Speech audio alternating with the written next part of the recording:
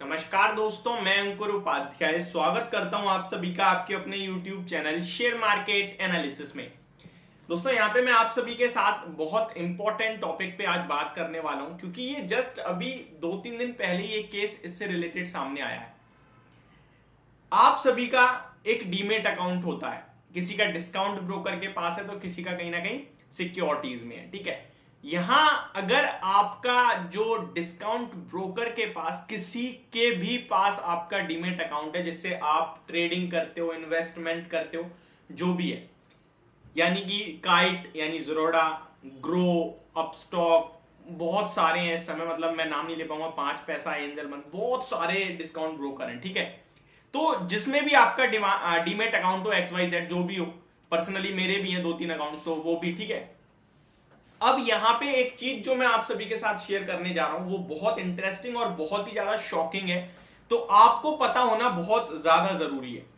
यहां हम लोग क्या करते हैं, हम या तो निवेश करते हैं या ट्रेड करते हैं या दोनों भी करते हैं। ठीक है, अब फॉर एन एग्जाम्पल आपके अभी सेबी ने क्या एक नया रूल निकाला है कि आपका क्लियरेंस कहीं ना कहीं कंटिन्यू टाइम टू टाइम होता है। आप देखते होंगे अगर आपके डीमेट अकाउंट में कुछ फंड पड़ा है और आप उसको यूटिलाइज नहीं कर रहे हो, आप कोई शेयर नहीं खरीद रहे हो या नहीं बेच रहे हो, तो वो डायरेक्ट आपकी बैंक में पैसा ट्रांसफर कर देते हैं। ठीक है, लेकिन कुछ चीजें जो मैं आपके साथ शेयर कर रहा हूं वो ये है कि क्या आपका पैसा सेफ है इन डिस्काउंट ब्रोकर्स के पास।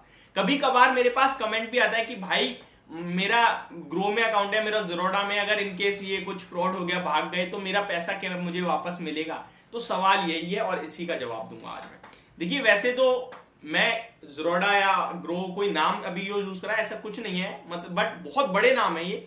बट एक सवाल कभी कभार आता है, पिछले 1.5 साल में 18 ब्रोकर भाग चुके हैं। 18 ब्रोकर, और उनके अकाउंट्स, जिन लोगों के उनके पास अकाउंट थे, उनके पैसे का क्या हुआ, कहां गया उनका पैसा, क्या बर्बाद हो गया।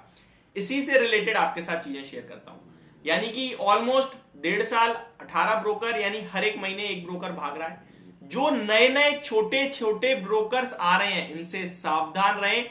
आपका कैपिटल बहुत ज्यादा इंपॉर्टेंट होता है, उसको अच्छे और बड़े ब्रोकर के साथ ही रखें।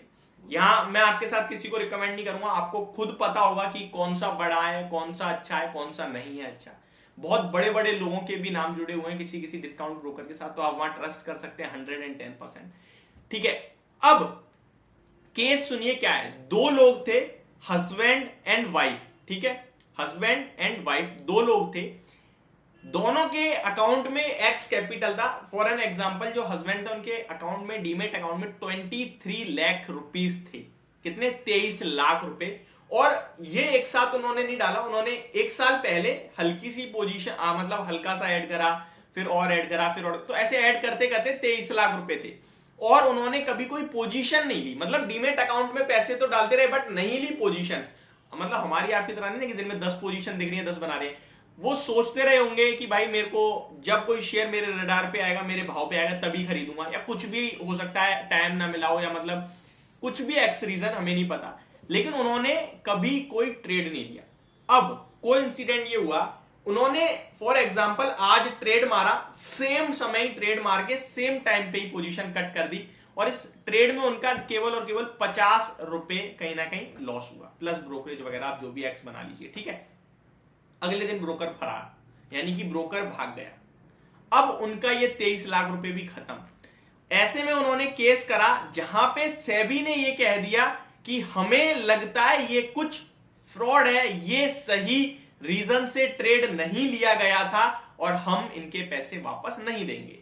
वैसे आपकी जानकारी के लिए मैं बता दूं कि सेबी जो है, जब भी इस तरीके से कोई डिस्काउंट ब्रोकर भागता है तो वो आई थिंक 23 लाख रुपीज, ये एग्जैक्टली अमाउंट में बता रहा हूं, 23 यानी 23 लाख रुपए तक की ही गारंटी लेता है। यानी कि मोर देन 23 लाख रुपए से आपका अकाउंट है डीमेट में और पड़े हो, ब्रोकर भाग गया, तो सेबी भी नहीं देगा आपको। लेकिन 23 लाख रुपए तक सेबी की जिम्मेदारी हो जाती है, एक तरीके से रिस्पॉन्सिबिलिटी आप कह सकते हैं। ठीक है, वो दे देता है। लेकिन यहां उन्होंने जब केस हुआ तो उन्होंने कह दिया कि हमारी कोई जिम्मेदारी, मतलब हमें लगता है कि ये एक रीजन से करा गया, ये एक मतलब इनकी मिली भगत, आप कह दीजिए ब्रोकर से ये पैसा मतलब फिजूल में मांग रहे हैं उन्होंने। बट कोर्ट ने उनका बिल्कुल भी नहीं सुना, यानी कि सेबी की नहीं सुनी। कोर्ट ने कहा आपको लगता है अगर ये फ्रॉड है, ये गलत वे से करा गया है, तो आप इसे प्रूफ करो। बट ऐसा नहीं होगा, तो कहीं ना कहीं केस हो रहा है एंड फाइनली वो पेमेंट मिलेगी उसको। लेकिन वही जो उनकी वाइफ थी, उनके अकाउंट में, उनके डीमेट अकाउंट में भी एक्स अमाउंट था एंड उन्होंने आज तक कोई ट्रेड लिया ही नहीं था, मतलब कि नो ट्रेड, कोई ट्रेड नहीं था, बस डीमेट अकाउंट में पैसे पड़े थे एंड उनका भी ब्रोकर भागा है, सेम ही थे। तो उनको सेबी ने क्लियरली मना कर दिया पैसे देने से। अगर आपके अकाउंट में पैसे पड़े और आपने कभी कोई ट्रेड नहीं लिया है तो आपको पैसे नहीं मिलेंगे। ये बहुत इंपॉर्टेंट चीज है, ये आप नोट कर लो। पहला केस भूल जाओ। फॉर एग्जाम्पल, मैंने डीमेट अकाउंट ओपन करा, बहुत अच्छे ब्रोकर में कर दिया, मान लो कहीं भी कर दिया, ठीक है, मेरे 5 लाख रुपए मैंने डाल रखे हैं डीमेट अकाउंट में। मैंने सोचा मैं कल ये शेयर खरीदूंगा, लेकिन कल वो मुझे ऊपर चला गया है, मेरे भाव पे नहीं आया, मैंने छोड़ दिया, मैं बिजी हो गया, मेरे को एक ही शेयर लेना है। अगले दिन फिर मैंने देखा वो मेरे भाव पे नहीं है, 5 दिन बाद ब्रोकर भाग गया, आपने शेयर ही नहीं खरीदा, आपका पैसा सिर्फ और सिर्फ डीमेट में था, तो वो पैसा आपको नहीं मिलेगा। तो ट्रेड आप जरूर अपने पैसे को, अपने कैपिटल को निवेश कर दिए, उसके बाद बेच दें। इससे क्या होगा कि आपका लिस्ट में नाम आ जाएगा, उन्होंने ट्रेड लिया है, तो उस अमाउंट का ट्रेड होना बहुत जरूरी है।